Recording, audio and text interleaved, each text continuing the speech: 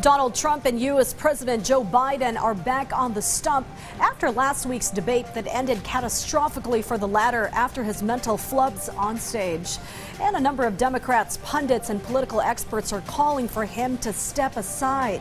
But Biden is stubborn, egged on by family, close friends, and staunch allies, even as Democratic leaders hint of a potential replacement by way of a contested convention next month in Chicago, like our VOA's Scott Stearns tells us in this report. Donald Trump and Joe Biden were back on the campaign trail after last week's first debate, with Biden looking to reassure supporters that he's ready for a second term, following an at times halting debate performance. I give you my word as a Biden, I would not be running again if I didn't believe with all my heart and soul I can do this job. Because quite frankly, the stakes are too high.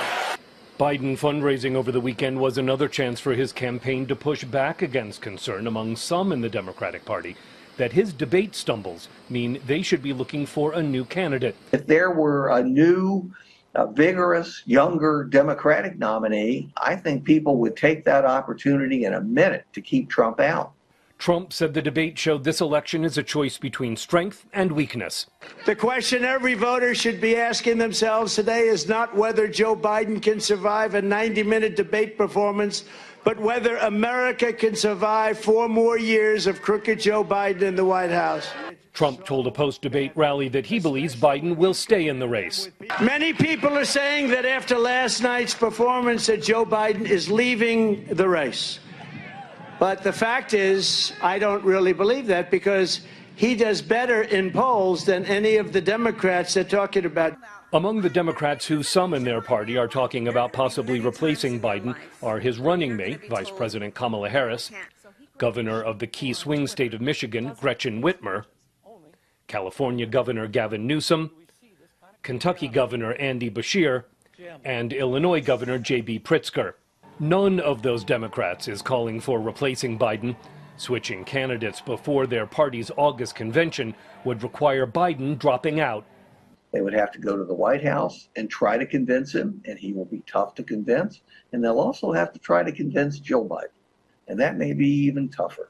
The First Lady told a post-debate rally that her husband showed he's America's best choice. What you saw last night on the debate stage was Joe Biden, a president with integrity and character, who told the truth. And Donald Trump told lie after lie after lie. Early post-debate polling by CBS News shows most Democrats believe Biden should still be their nominee. It's the political parties' conventions that will have greater impacts with voters than debates, says Marquette University political science professor Julia Azari.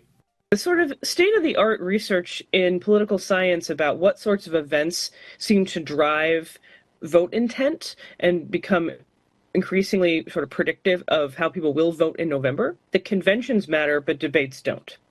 The Biden campaign held a post-debate conference call with Democratic National Committee members about the coming convention. Some committee members on the call told the Associated Press that it was an overly rosy assessment of Biden's path to re-election and largely ignored criticism of his debate performance. Scott Stearns, VOA News.